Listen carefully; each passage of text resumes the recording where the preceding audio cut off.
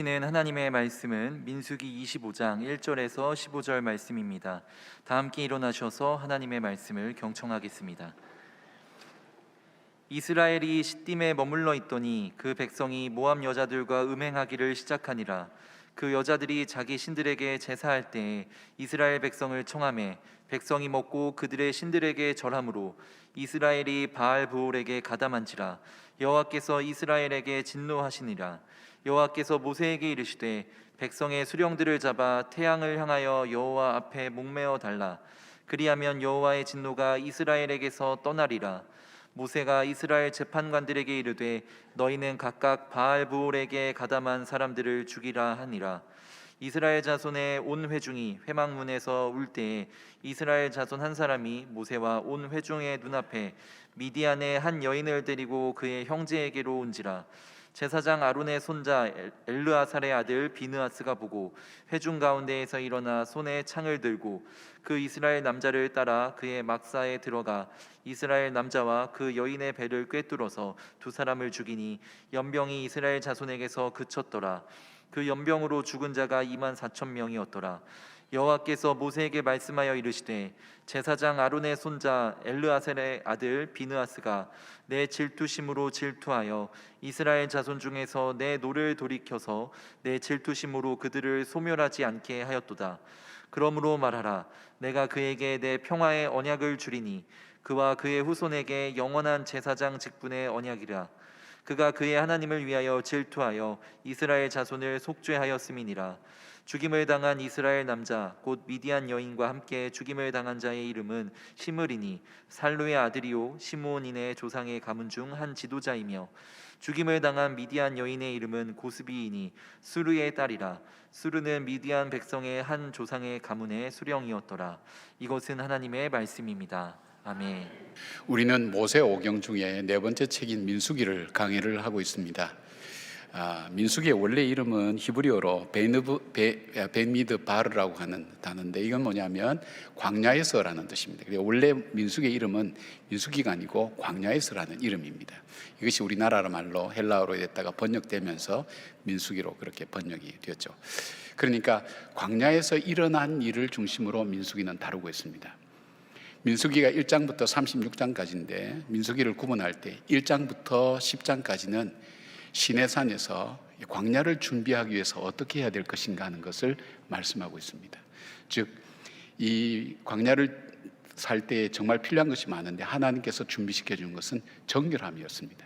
그래서 왜냐하면 광야는 자기들 힘으로 갈 수 없고 인간 힘으로 할 수 없기 때문에 하나님께서 거하시도록 하기 위해서 정결함을 준비시켜 줍니다. 모든 제사나 이런 것이 인간의 정결함, 하나님이 거하실 수 있도록.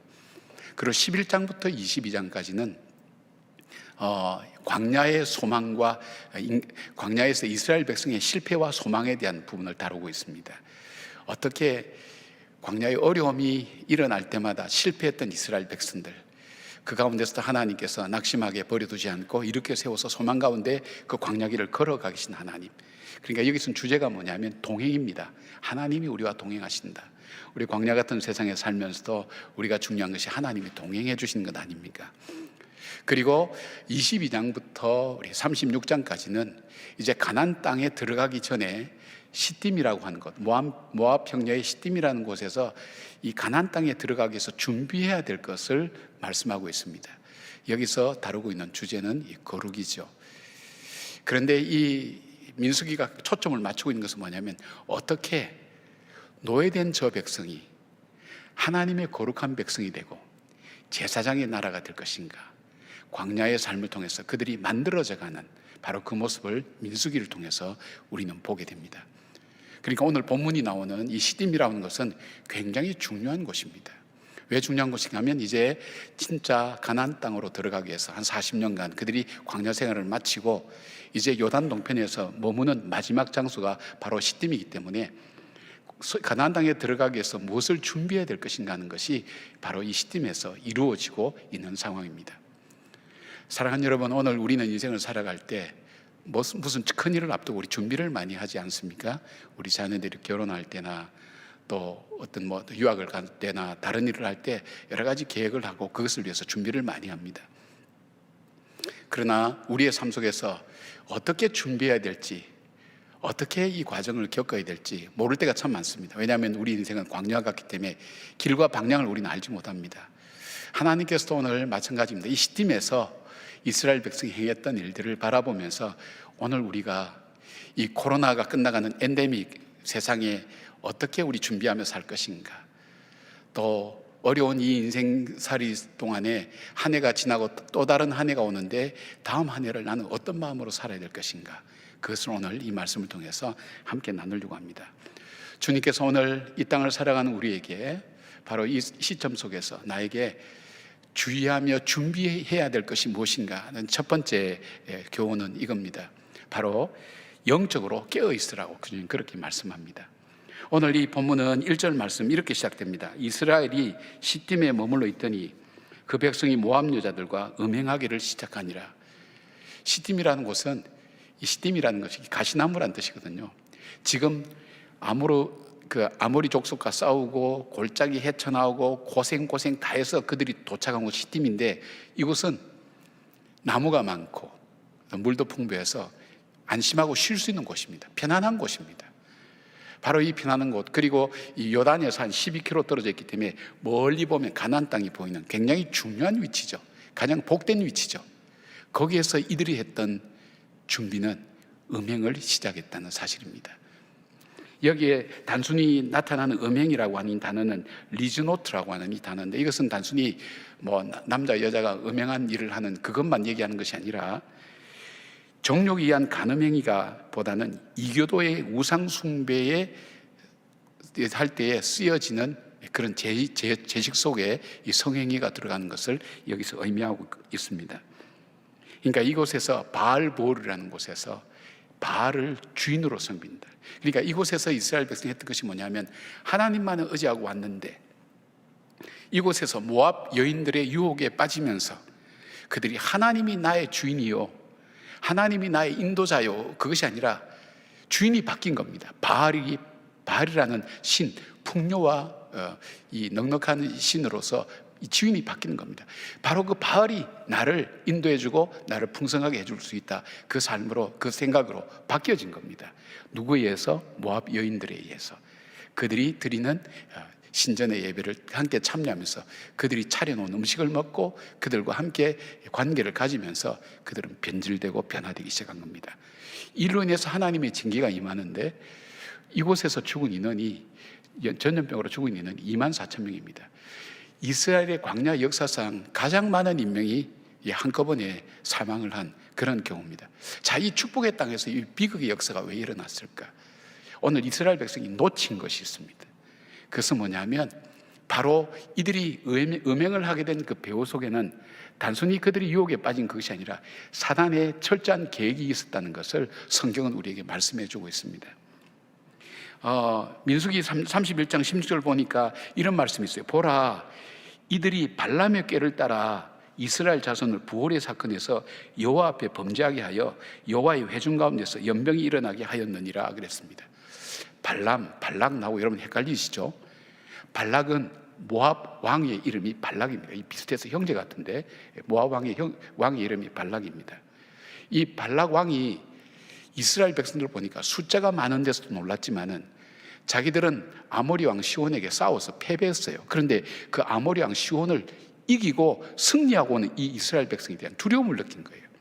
자기들 힘으로는 안 되겠다 생각해서 미디안 족속에 발람이라는 거짓 선지자에게 초청해서 금은 보화를 주고 이스라엘 백성을 좀 저주해달라, 그런 요청을 하게 됩니다. 이것이 그 당시에 재래식이나 단순히 싸우는 거기에서 이 제의적인 어떤 주술적인 어떤 저주는 요즘 말하면 핵폭탄과 마찬가지 큰 위력을 가지고 그 당시에 있었습니다.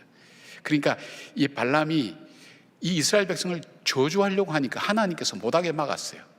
오히려 저주가 아니라 축복으로 나오게 만드니까 자기가 금은 보아도 못 챙길 것 같으니까 어떻게 했냐면 이 발락 왕에게 개교를 이야기해 줍니다. 저 모압 땅 저기 시딤에 이 모압의 미녀들을 뽑아서 저리 보내라. 우상을 들려서 보내라. 그리고 저들과 관계를 맺게 하고 바로 바알 신에게 숭배하게 되면 하나님이 진노하여서 나는 저들을 직접 저주하지 못하지만 하나님이 저들의 죄를 보고 저들을 저주하고 징벌을 줄 수 있다고 그런 계략을 알려준 겁니다. 이스라엘 백성은 그거 몰랐죠. 그 다음에 이 주님도 계시록 2장 14절 15절 이렇게 말씀합니다. 발람이 발락을 가르쳐 이스라엘 자손 앞에 걸림돌을 놓아 우상의 제물을 먹게 하였고 또 행음하게 하였느니라. 그들이 단순히 행음하는 데서 끝인 것이 아니라 인생의 주인을 바꿔버린 거예요. 하나님이 나를 인도해 오셨다고 생각하지 않고 바알이 우리를 풍요롭게 하고 우리를 넉넉하게 만들고 우리의 삶을 책임지는 주권자라고 그렇게 생각을 하면서 하나님을 떠나버리게 된 것입니다. 사랑하는 여러분, 우리가 예수 그리스도를 믿음으로 찾아오는 큰 변화는 우리의 영적 세계에서 영적 전쟁이 시작되는 겁니다. 이 전쟁은 내가 시작하는 게 아닙니다. 저쪽에서 걸어옵니다. 그리고 이 전쟁은 쉼이 없어요. 그래서 어떻게 하냐면 우리가 하나님으로부터 받은 그 구원의 큰 축복을, 하나님으로 오는 그 축복을 받지 못하고 누리지 못하도록 끊임없이 집요하게 우리의 삶을 속이고 거짓말과 이간질과 그리고 더러운 일을 통해서 우리를 광명의 천사로 가장해서 우리를 속이면서 우리를 파멸에 빠지도록 그렇게 만든다는 것입니다. 이걸 알고 있어야 된다는 걸 말씀하고 있습니다. 이걸 깨닫고 있어야 됩니다. 내가 잘못되도록 하나님 뜻대로 살지 못하고 하나님 영광을 드러내지 못하도록 끊임없이 나를 유혹하고 넘어뜨리는, 처음에 보면 대수롭지 않고 좋아 보이고 또 괜찮아 보이는 그것으로부터 시작해서 우리를 유혹해서 미혹에 빠져서 결국은 우리 삶의 주인이 하나님이시 아니라 세상의 물질이라든지 아니면 어느새 나도 모르는 사이에 세상의 다른 것으로 이 삶이 나를 축복을 주는 걸로 그렇게 생각하도록 만드는 그런 삶, 하나님과의 관계 속에서 떠나게 만든다는 것입니다. 우리는 그래서 주의하여 잘 살펴봐야 됩니다.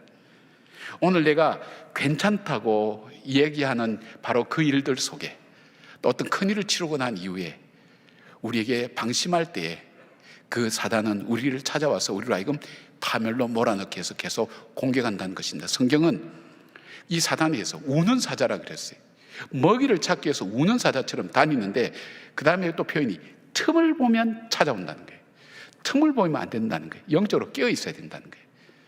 좀 다른 말로 표현하면 한 잔의 술이, 한 번의 만남이, 한 번의 분노가, 한 번의 경험이, 한마디의 말이, 한 번의 방문이 별것 아닌 것 같지만 이것이 나로 하여금 사단의 전략에 말리게 되면서 차차 하나님으로부터 멀어지게 만들고 바로 내 삶의 주인이, 내 삶의 생사화복이 하나님께 있다는 그 믿음에서 점점 약해지게 만들면서 결국은 우상을 숭배하게, 하나님과 우리 사이에 끼어드는 다른 어떤 것을 숭배하게 만들고 그것이 나의 주권자처럼 그렇게 받아들이게 우리의 삶을 파멸로 몰아간다는 것입니다.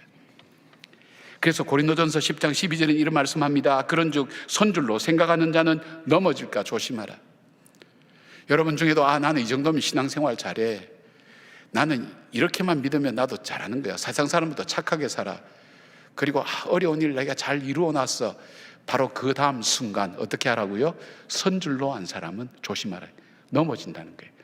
그걸 내가 알면 얼마나 좋겠어요. 내가 지금 유혹에 빠지고 있구나, 이거 내가 잘못된 길이구나 알면 좋은데 이걸 모르면 바로 바알 부올의 제사를 드리는 것처럼 그렇게 우리는 하나님을 잃어버리게 되는 겁니다. 사랑하는 여러분, 깨어있기를 바랍니다. 늘 성령님의 도움을 구하고 내가 하는 작은 일부터 하나님께 구하면서 하나님께서 어떻게 내 삶을 인도해 주시기를 주님의 도움을 요청하고 내 삶의 인도자와 공급자와 보호자가 하나님께 있음을 날마다 고백하면서 우리의 삶이 영적으로 깨어있는 삶이 되도록 준비를 하셔야 됩니다. 그러니까 편안하다, 안락하다 할 때 불온간에 그런 시험이 닥쳐오고 유혹 앞에 넘어지고 유혹 앞에 저항할 수 있는, 분별할 수 있는 힘이 우리들 속에 없어지는 겁니다. 영적으로 깨어있을 때 그때서야 알게 됩니다. 깨어있기를 바랍니다.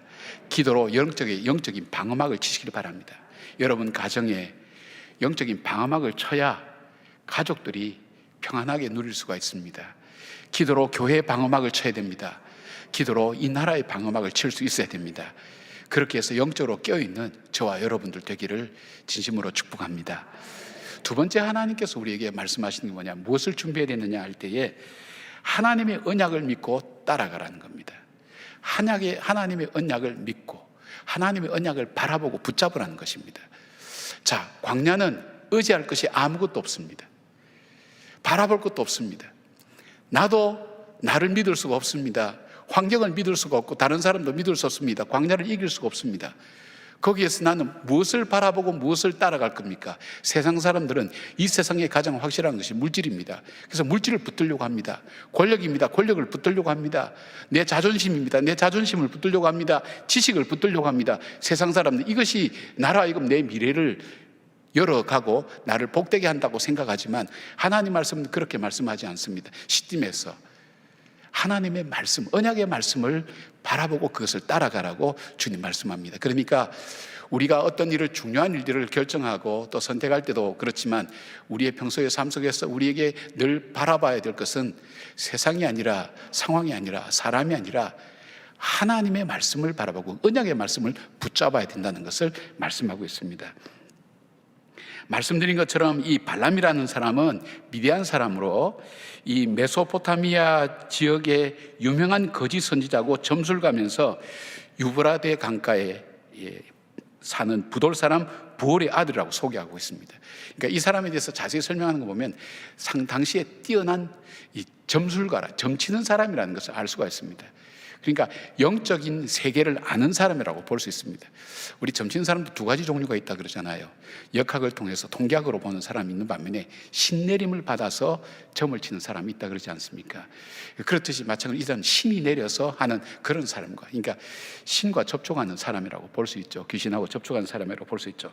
그러니까 이 모압왕 발락이 이 사람을 초청해서 국가의 위기를 한번 극복해 보겠다 할 정도로 이 사람에게 금원보화를 주고 초청한 거 보면, 그것도 3번인가 계속 보내어서 초청한 거 보면 이 사람은 상당히 영적인 세계에 밝은 사람이면서 유명한 점술가라는 것을 우리가 알게 됩니다. 그런데 이 사람에게 요청해서 이 이스라엘 백성을 좀 저주해달라, 저들이 중간에 멸망하도록 저주해달라 그럴 때 발람이 그 돈의 유혹에 약해서 따라갑니다. 따라가서 저주하려고 했는데 하나님께서 강제적으로 역사하셔서 이스라엘 백성을 축복하게 됩니다. 그래서 신탁이라고 그러는 신탁, 하나님의 말씀을 전하는 걸 신탁이라는데 4번에 걸쳐서 4번 저주하려고 시작했지만 4번에 걸쳐서 하나님께서 이스라엘 백성을 축복하는데 그 축복의 말씀이 이스라엘 백성들에게 생명이라는 것입니다. 광야에서 그들이 뭘 바라보겠어요? 뭘 기대하겠어요? 그런데 바로 이 무당을 통해서 하나님의 말씀이 증거되고 있는 겁니다. 제가 아는 분이 한 분 계셨는데 이분은 학교 선생님이에요. 선생님인데 열심히 하고 하니까 자기 학부형 중에 선생님을 유난히 사랑하고 따르는 분이 있더랍니다. 근데 어느 날 그 어머니가 오더니 선생님 저하고 꼭 같이 갈 때가 있어요. 같이 좀 가세요. 그래서 어디를 가시냐고. 유명한 점집이 있는데 같이 좀 가자고. 정말 용하다고. 전 예수 믿어요. 선생님 저도 예수 믿어요. 가도 괜찮아요. 여러분 통계함 나왔는데요, 신년초가 되면 토정 비결을 보는 권사님들이 많대요. 점집에 가서. 난 사탄의 교주였다. 그 책 보니까 또 뭐냐면 상당수가 자기 고객 중에 예수 믿는 사람이라는 거예요. 여러분 혹시 그런 분 계시죠? 신문 보면 오늘의 운세부터 먼저 펼치고 그런 거 아닌지 모르겠어요. 저는 의도적으로 피합니다. 오늘의 운세 이런 것 찾아보고 하다못해 침튀겨가지고 이래가지고 어느 방향으로 갈까 그렇게 결정한 사람도 있는데요. 자, 그래서 따라갔대요. 부산에 가면 영주동이라는 그곳이 있는데 거기에 옛날에 이제 그런 분들이 좀 많이 몰려 있었습니다. 골목골목에서 갔더니 문에 딱 들어섰는데 문도 안 열어보고 그 안에 있는 할머니가 그러더래요. 너는 큰 신 믿는데 왜 여기 왔느냐? 거기서 구원의 확신을 받은 거예요. 아이러니하죠? 그러니까 어디 가서 간증도 못 한대요. 자기는. 너 어떻게 예수 믿고 구원해? 내가 모태 신앙이었지만 이 신내린 할머니로부터 너는 하나님을 믿는 사람이라고 확인을 받았다는 거예요. 여러분도 그 확인 받으러 점치러 다니지 마시길 바랍니다. 오늘 이 발람을 통해서 하나님은 단순히 이 약속이 이스라엘 백성에게 주는 은밀한 약속이 아니라 공개적으로 하시는 하나님의 언약이라는 것을 그들에게 말씀해 주는 겁니다. 이 약속을 붙들으라는 겁니다. 그 신탁의 네 가지가 뭐냐면 그걸 하나하나 보면서 우리 찾아보겠습니다. 첫 번째는 민수기 23장 7절부터 10절까지 말씀인데, 이 내용이 뭐냐면 이 백성은 하나님의 절대 주권하에 크게 번성하고 크게 잘될 백성이라는 그 신탁입니다.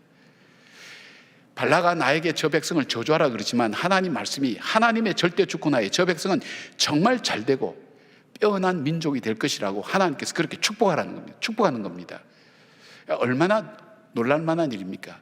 이스라엘 백성이 스스로 생각해 보십시오. 우리는 광야에서 이렇게 이리 방황하고 저리 방황하고, 우리가 가려고 하면 저쪽에서 거절하면 또 둘러가야 되고 가죽 고생도 하고, 우리는 참 보잘것없다고 생각하지만, 그러나 그 하나님 말씀, 자기를 인도하는 하나님 말씀, 천지를 창조하신 하나님께서 아니라고, 하나님의 절대 주권 속에 너가 있다고, 영원히 번성하고 모든 백성 위에 뛰어난 백성이다. 단순히 많은 백성 중에 하나가 아니다. 모든 백성 위에 뛰어난 백성이다. 그렇게 약속해 주는 겁니다. 얼마나 든든하겠습니까? 하나님에게 언약의 그 약속을 받을 때. 두 번째는 민수기 23장 18절에서 24절까지 말씀입니다. 이 내용이 뭐냐면 이스라엘의 출애굽을 언급하면서 하나님께서 언약하신 것을 반드시 이루시겠다고, 내가 너에게 약속한 것을 반드시 이루어서 가나안 땅에 들어가게 하겠다고 하나님께서 그 약속을 재확인시켜 주는 겁니다. 지금 이 사람들은 어려움도 헤쳐왔지만 남은 삶이 첩첩산중이에요. 어디로 갈지 몰라요. 어떻게 저 가나안 땅에 들어가며 아모리 족속과 같은 수많은 이 거인들이 사는 저 땅을 우리가 어떻게 정복할 것이며, 두려움과 무서움이 있는 저들 속에 하나님께서 언약하신 대로 이루어 주시겠다. 그리고 지난 40년의 광야 생활을 돌아볼 때 어떠했습니까? 자기들 힘으로 올 수 있었습니까? 올 수 없었습니다. 근데 하나님께서 기가 막히게 자기들이 죄를 지을 때도 용서하시고 이 백성들을 인도하셔서 오늘 여기까지 오게 하신 거예요. 지난날 삶을 돌아볼 때 하나님의 인도하심 속에 있는데, 그 하나님이 약속하신 대로 가나안 땅까지, 불가능해 보이는 그 가나안까지도 하나님께서 인도하시겠다고 이 백성들에게 말씀하는 겁니다. 얼마나 놀랄만한 약속입니까? 정말 변화가 많고 어려움 많고 힘든 이 세상을 살면서 하나님께서 내가 너와 끝까지 함께 하겠다, 내가 너를 지키겠다, 내가 너를 보호하겠다 할 때, 여러분 그 말씀이 나의 말씀으로 받아들일 때 얼마나 우리가 든든할까요? 오늘 이스라엘 백성에게 이 광야에서 주어진 하나님 말씀이 내가 약속한 것 반드시 이루겠다, 지금까지 해온 것도 하나님 알고 계시고, 불가능하게 보이는 저 가나안 땅도 내가 약속한 대로 언약한 대로 반드시 이루겠다. 그는 너희 능력에 달려있는 것도 아니다, 환경에 달려있는 것도 아니다, 나 하나님 여호와에게 달려있다, 내가 행하겠다, 그 약속인 것입니다. 세 번째 약속이 뭐냐면 민수기 24장 3절부터 9절까지 말씀인데, 약속의 땅에 소망을 불어넣어 주십니다. 즉 그들이 들어갈 가나안 땅, 멀리서 보기 때문에 어떤 땅인지 잘 모릅니다. 그런데 하나님께서 그 땅을 미리 보여주십니다. 얼마나 축복받은 땅인가 하는 것을 미리 보여주시면서 그 땅에 소망을 주시는 겁니다. 의욕을 갖게 하는 겁니다. 동기를 부여하는 겁니다. 저 아름다운 땅을 너에게 줄 것이라고 하나님 그렇게 약속하는 겁니다. 그리고 뭐라고 말씀하시는가 하면, 이 백성을 저주하는 자는 저주를 받고 복을 받는 자는 복을 받겠다고 약속하니까 얼마나 하나님의 약속이 든든합니까? 네 번째 약속이 있습니다. 민수기 24장 16절부터 24절까지 보면 이 백성을 통해서 이루어질 다윗 왕조에 대한 말씀을 합니다. 지금은 흩어진 백성처럼 보잘것없는데 왕조를 이루겠다 하고, 그 다윗 왕조가 하나님 앞에 어떻게 쓰임받는가, 그리고 그 왕조를 통해서 메시아가 이 땅에 오셔서 구원함을 받을 것이라는 그 언약의 말씀을 이스라엘 백성들에게 해주시는 겁니다. 이 약속의 말씀을 이스라엘 백성들이 만약에 분명히 듣고 이 민수기 22장부터 24장까지는 이 약속의 말씀을 그들이 분명히 믿고 그 약속을 붙잡았다면 이 유혹 앞에 넘어가지 않았을 것입니다. 바알이 내 인생의 주인이다, 그렇게 얘기 안 했을 겁니다. 바알이 우리를 풍요롭게 만든다, 그런 얘기 안 했을 것입니다. 이 약속의 말씀을 붙잡아야 됩니다. 현실은 하나님의 약속의 말씀을 못 보게 만듭니다. 눈앞의 현실과 내 처지와 형편만 보게 만들지, 하나님께서 내 인생 속에 향하신 하나님의 약속을 보지 못하게 만듭니다. 그럴 때 우리는 어떻게 됩니까? 영적인 눈을 떠서 하나님께서 나를 향한 하나님의 약속을 붙잡아야 됩니다. 그래서 낙심하지 말아야 됩니다. 그 말씀대로 이루어 주실 그 하나님을 우리가 주장해야 됩니다. 그 약속을 믿고 그 약속을 따라서 살아가는 삶, 그것이 필요한 것을 하나님께서 말씀하십니다. 광야 같은 세상을 살아갑니다.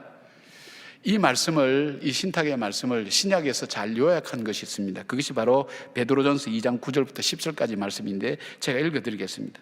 그러나 너희는 택하신 족속이요 왕같은 제사장들이요 거룩한 나라요 그의 소유가 된 백성이니 이는 너희를 어두운 데서 불러내어 그의 기이한 빛에 들어가게 하신 이의 아름다운 덕을 선포하게 하려 하심이라.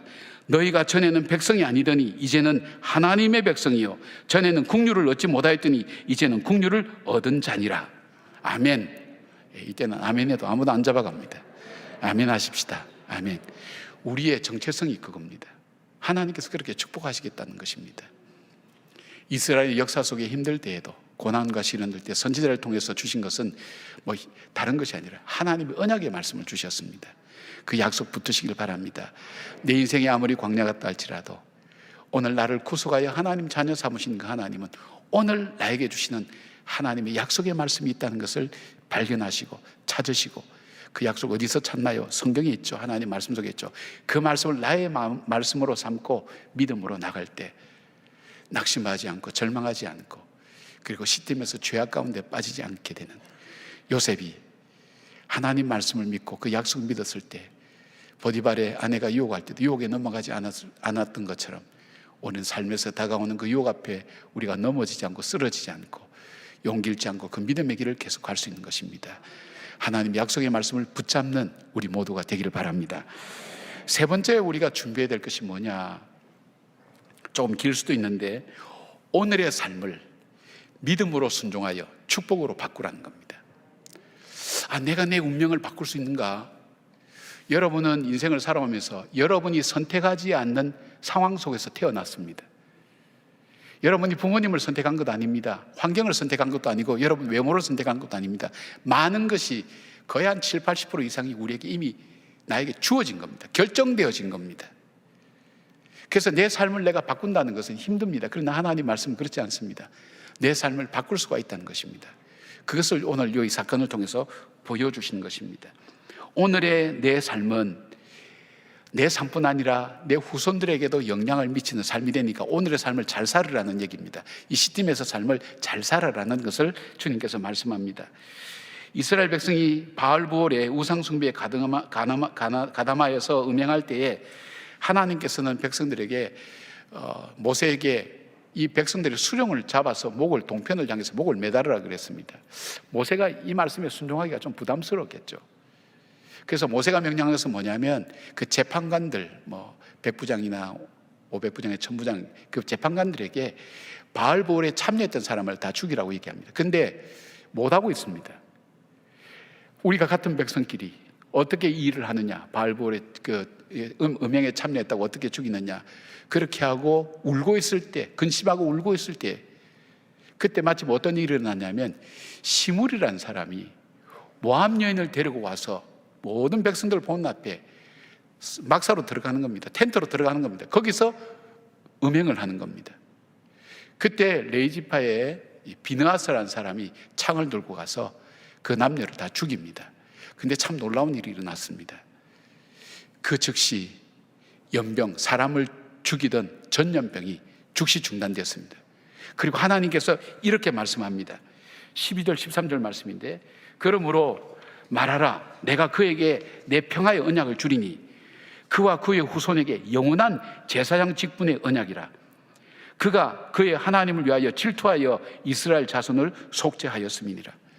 이스라엘 죄를 속죄했대요. 그 일들이 하나님이 칭찬하시는 거예요.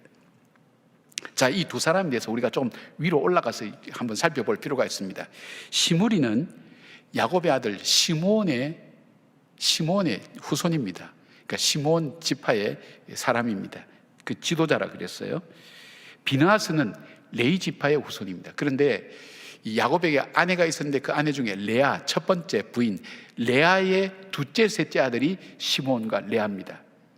근데 이 두 사람은 이 야곱의 딸 디나가 세겜 땅에 갔을 때에 그 땅이 어떤가 궁금해서 관심 갖고 나가다가 유혹에 말려서 세겜 추장 아들에게 어려움을 당하게 됩니다. 그것에 분노한 이 야곱의 아들들이 어떻게 하는가 하면 이 딸을 줄 테니까 세겜 사람 너희들이 할례를 다 받아라. 할례를 받아서 고통할 때 이 시몬과 레위가 가서 이 세겜 남자들을 다 죽여버렸습니다. 아이고, 심각했던 모양입니다. 예. 근데 이것의 잔인함을 보면서 야곱이 베델로 올라간 계기도 됐지만은 이 창세기 49장 5절에서 7절 보면 야곱이 죽을 때에 12아들을 축복합니다. 축복할 때 이 시몬과 레위에 대해서는 저주를 하게 됩니다. 그 잔인함 때문에. 그러니까 이 두 지파는 저주가 흘러가는 그런 가문인 것을 보게 됩니다. 좀 극단적으로 말씀드리면요. 그런데 이 레위 지파는 비느하스로 인해서 이 저주가 축복으로 바뀌어진 사건이 여기서 나타납니다. 시몬은 계속해서 이 저주가 흘러갑니다. 한번 보십시다. 민수기에는 이스라엘 백성의 인구 조사가 2번 나옵니다. 출애굽하고 난 다음에 시내산에서 광야 들어오기 전에 한번 인구 조사를 합니다. 그때는 광야 생활을 준비하기 위해서 인구 조사를 합니다. 그리고 오늘 시딤에서 인구 조사를 합니다. 이때는 가나안 땅에 들어가서 땅 분배하기 위해서 인구 조사를 합니다. 근데 재미있는 통계가 있습니다. 시몬 지파는 광야 생활 전에는 59,300명이었습니다. 근데 시딤에서 40년이 지난 다음에 인구조사를 했더니 22,200명으로 줄었습니다. 반 이상이 줄어버린 겁니다. 한 세대 만에 절반 이하로 줄었다는 것은 거의 멸종했다는 것을 보여주는 겁니다. 그리고 이 지파는 가나안 정복 이후에도 끝까지 독립적으로 땅을 차지하지 못해서 유다에 붙어서 분깃을 얻게 됩니다. 그리고 이스라엘 역사에 있어서 끝내 자기 역할을 해내지 못하는 그런 지파로 남아있게 됩니다. 자, 하나님 말씀에 순종한 비느하스는 저주를 바꿔서 축복의 삶이 되겠습니다. 뭘 통해서요? 하나님 말씀에 순종하면서. 비느하스를 통해 레위 지파는 영원한 하나님의 제사장 직분을 받게 됩니다. 민족이 죽어가는 가운데서 온 백성 보는 앞에서 죄를 뜬 시므리는 죽음을 당할 뿐 아니라 후손들이 저주를 받는 일들을 경험하게 됩니다. 로마서 5장 12절에 이런 말씀이 있습니다. 그러므로 한 사람으로 말미암아 죄가 세상에 들어오고 죄로 말미암아 사망이 들어왔나니 이와 같이 모든 사람이 죄를 지었으므로 사망이 모든 사람에게 이르렀느니라. 한 사람이 중요하다는 거예요. 그러니까 쉽게 말하면 여러분 한 분 한 분이 중요하다는 거예요. 어떻게? 여러분 가문에, 여러분의 삶에, 이 세상 역사 속에 후손들에게 여러분의 삶이, 오늘 삶이 참 중요하다는 것을 말씀하고 있습니다. 한 사람으로 인하여 죄가 들어왔고 아담으로 인해서 죄가 들어왔죠. 후손들이 저주를 받죠. 그 흐름 속에 우리가 있는 겁니다. 오늘 내 삶이 내가 이 땅에 살았기 때문에 그 저주를 흘려보내는 그런 삶이 아니라 하나님의 축복으로 그 저주를 바꾸는 삶을 오늘 살 수 있는데, 그것은 뭐냐면 하나님 말씀을 따라서 순종하는 삶에 있다는 것을 주님 말씀하고 있습니다. 여러분, 하나님 말씀을 따라 살아갈 때 어떤 일이 일어난다 그랬죠? 저는 시냇가의 신기운 나무처럼 시절을 쫓아 과실을 맺는 삶이 되고 그 행사가 다 형통하다 그랬어요. 하나님의 말씀을 주야로 묵상하는 자에게 주시는, 그러니까 내 주관대로 상황 따라 따라가지 않고 하나님 말씀대로 내가 순종해 갈 때 하나님께서 내 삶을 복된 삶으로 그렇게 만들어 주신다는 겁니다. 그러니까 오늘 내 삶이 중요하다는 것입니다. 너무 중요해서 눈 감고 주무시는 분도 계시는데 일어나기를 바랍니다. 수많은 유혹들이 오늘 우리 앞에 놓여 있습니다. 죄 같지도 않고 잘못하는 것 같지도 않고 별것 아닌 것 같지만, 그러나 그 속에 숨어있는 우리를 파멸로 몰아넣는 그 유혹이 우리 앞에 올 때에 오늘 바울이 갈라디아 교회 교인들에게 하셨던 말씀을 기억하길 바랍니다. 갈라디아서 3장 1절에 어리석도다 갈라디아 사람들아, 예수 그리스도께서 십자가에 못 박힌 것이 너희 눈앞에 밝히 보이거늘 누가 너희를 꾀더냐. 누가 너희를 꾀더냐. 사랑하는 여러분, 잘 분별하셔야 됩니다. 내가 한다고 해서 내일이 아닙니다. 마귀는 가룟 유다에게 예수를 팔 생각을 넣어줬다 그랬어요. 내가 생각한다고 해서 다 맞고 내 판단이 맞는 거 아니에요. 하나님 말씀을 통해서 내가 확인해 보지 않으면 그 생각이 사단이 넣어준 것인지 성령의 인도함이신지 그걸 우리가 분별하지 못하는 겁니다. 그러니까 어떻게 해야 될까요? 하나님 말씀을 주야로 묵상하면서 내가 한 발 한 발을 디딜 때마다 내 발에 등이 될 수 있도록, 내가 한 발 한 발 디딜 때 이 발이 잘 디디는 것인지 아닌 것인지를 살펴봐야 됩니다. 내 삶의 방향을 살펴봐야 됩니다. 이것이 바른 방향인지 잘못된 방향인지 하나님 말씀에 비추어서 나를 살펴보지 않으면 우리는 그렇게 넘어갈 수밖에 없다는 것입니다. 미국의 교육가인 알버트 이 윈십이라는 사람이 교육과 유전에 관한 연구에 논문을 썼습니다. 이 논문에서 그가 한 것이 뭐냐면 미국의 18세기에 두 가문을 추적해서 조사했습니다. 5대에 걸쳐서 두 가문을 조사를 했습니다. 여러분이 뭐 몇 번 들어보셨을 거예요. 맥스 주크라는 사람과 조나단 에드워드라는 사람, 두 가문입니다. 뉴 잉글랜드 지방에, 미국에, 그리고 비슷한 지역에 비슷한 환경 속에 있는 두 사람의 삶을 조사를 했습니다. 5대에 걸쳐서 후손을 조사했는데 이 맥스 주크라고 하는 사람은 뭐 그렇게 나쁘게 사는 사람은 아닌데 이 사람에게는 신앙이 없으니까 오늘 현실이 최고다, 현실에 사는 것이 가장 옳은 것이다. 그래서 현실에 맞게 현실 중심으로 그렇게 삶을 살았던 사람입니다. 그러니까 미래는 없다, 오늘 현실이, 지금 이 시간에 내가 즐겁게 사는 것이 가장 중요한 일이다, 그렇게 살았던 사람입니다. 그렇게 살았던 삶, 그 삶이 그 자녀들에게 영향을 미치면서 후손들을 5대에 걸쳐서 조사해 봤더니 1200명의 후손이 있는데 그 행적 중에 300명은 유아 시절에 죽었고 440명은 나태 또는 퇴폐한 생활 습관으로 인해서 몸이 망가지고 병약하게 살았고 거지가 310명, 범죄자가 150명, 알코올 중독자가 100명, 절도범이 60명, 살인자가 70명, 그 중에 40명의 여자들은 방탕한 매춘부로 악명이 높았다고 합니다. 20명만이 직업기술을 배웠는데 그것도 교도소 안에서 10명이 직업기술을 배우는 후손들이었다는 것입니다. 그리고 이 조나단 에드워드의 가문을 보았습니다. 이 사람은 독실한 기독교인이었습니다. 10살 때 동네 운막을 만들어서 매일 2명의 친구들과 함께 거기서 기도했던 사람입니다.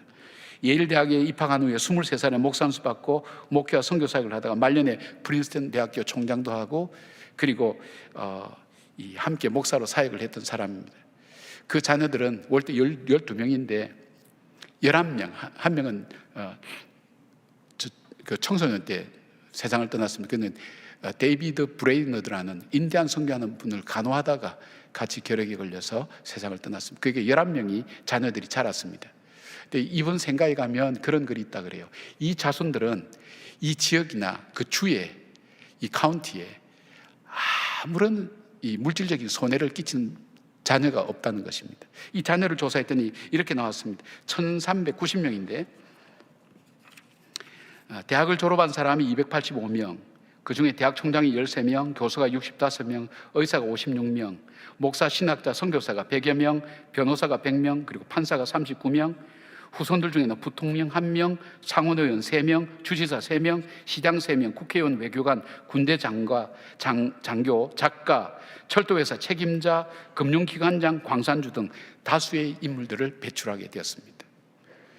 이렇게 통계로 얘기하니까 뭐 그걸 또 그렇게 조사하니까 그렇게 생각할 수 있습니다. 물론 숫자의 차이는 혹시 있을 수는 있겠어요. 그 자료마다. 그러나 이 논문을 통해서 발표된 겁니다. 조사를 한 거예요. 교육과 유전에 관한 것. 어떤 교육을 하느냐. 산교육이 어떤 교육이죠? 내가 살아가는 것이 내 자녀들에게 교육이 되는 겁니다. 내가 이 문제 앞에 어떻게 이 문제를 대하는가, 어떻게 이 문제를 풀어가는가 하는 것이 자녀들에게는 사실 이것 배워라 저것 배워라 할 필요 없이 내 삶 자체가 보여주는 교육이 되는 겁니다. 근데 내가 하나님의 말씀 앞에 무릎 꿇고 그 말씀에 순종하고 그 말씀을 따라갈 때 내 삶을 바라보는 그 자녀들의 삶은 그 말씀을 따라가며 하나님의 복을 덧입는 사람으로 자라게 된다는 것입니다. 그러니까 오늘 내 삶은 나만의 삶이 아니라 내 자녀들의 삶이 되고 내 후손들의 삶이 된다는 것을 우리가 아셔야 됩니다. 인생의 시점에서 우리는 무엇을 준비하며 살아야 되겠습니까? 여러분이 광야 같은 이 세상 살면서 어디로 가야 될지 무엇을 해야 될지 알지 못하는 이 상황 속에서 나는 어떻게 살아야 될 것인가, 무엇을 준비해야 될 것인가 걱정하고 고민하고 계십니까? 오늘 시점에서 말씀하시는 주님의 음성을 들어보십시오. 영적으로 깨어있으라, 늘 깨어있으라, 기도의 방어막을 쳐라, 그리고 하나님의 말씀을, 그 약속을 붙들어라, 그리고 순종함으로 삶으로 실제 나타나는 것. 지금 한국교회 위기가 안 나가 교인들이 많다, 여러 가지 이유가 있지만 가장 중요한 요인 중에 하나가 믿음의 삶을 사는 사람이 없어졌다는 겁니다. 말씀대로 순종하고 실천하는 사람이 없어졌다는 것입니다. 제가 초대교회 여러 가지 책들도 여러 번 읽어보면서 느낀 것이 그들과 지금 우리의 차이가 뭐냐면 그들은 어려움 가운데서도 하나님 말씀대로 그대로 실천하고 살았습니다. 그래서 로마의 권력자들이 볼 때 저들은 누구냐? 어떻게 저들 속에 저 사랑이 있느냐? 우리 민족들도 그렇게 하지 못해. 저들은 너무나 신기하다는 거예요. 정말 독특한 사랑을 갖고 있다. 그 사랑 때문에 저들을 이길 수 없다고 얘기한 것이 기록이 나옵니다. 여러분, 우리의 섬김, 하나님 앞에 헌신적으로 섬기는 것, 사랑하는 것, 그리고 하나님 내게 주신 은혜를 내가 무엇으로 갚을고 고백하며 오늘 내 삶을 통해서 하나님 앞에 헌신하고 그 헌신이 어려운 이웃들과 그리고 나와 함께하는 사람들에게 나누어지는 그 삶이 실천적으로 이루어질 때, 정직하게 이루어질 때 하나님은 그 삶을 바꾸시고 그 역사를 바꾸시고 그 문화를 바꾸시고 오늘 우리 후손들을 바꾸시고 내 삶에 모든 흘러오는 잘못된 것들을 축복으로 바꾸고 가시는 그 역사를 일으키신다는 것입니다. 그 축복을 받고 가나안 땅에 들어가는 겁니다. 가나안 땅은 우리의 최종 목적이 아니라 그 믿음을 가지고 살아내는 곳이 가나안 땅입니다. 하나님의 거룩함을 증가하고 드러내는 바로 그 백성으로 살아가는 것. 오늘 인생의 광야를 통해서 하나님께서 우리를 인도해 가시는 그 손길을 따라서 주님께서 내 삶의 주인 되시고 오늘 내 삶을 인도하시고 공급하시고 그리고 나를 보호하신다는 그 믿음 붙들고 낙담하지 않고 그 말씀이 나의 말씀 되는 놀라운 하나님 역사를 체험하는 저와 여러분이 되시기를 주님 이름으로 축원합니다. 아멘. 기도하겠습니다. 아버지, 감사합니다. 이 말씀대로 살게 해주십시오. 우리는 약합니다. 우린 세상의 영향도 받고 내 성품의 영향도 받고 주변 사람의 영향도 받습니다. 제가 말씀에 영향받는 사람 되게 하여 주시옵소서. 생명의 말씀을 따라가게 하여 주시옵소서. 시들을 쫓아 과실을 맺고 싶습니다. 젊을 때일수록 또 나이 들수록 하나님 그때그때 맺어야 될 열매를 맺게 하시고 진액이 풍부하며 하나님의 귀한 역사를 이루어가는 그런 삶을 살고 싶습니다. 그렇게 우리 인생을 축복해 주시옵소서. 말씀을 따라가고 이 약속을 붙들고 낙담하지 않고 주님과 동행하는 삶을 살게 하여 주시옵소서. 예수님의 이름으로 기도드리옵나이다. 아멘.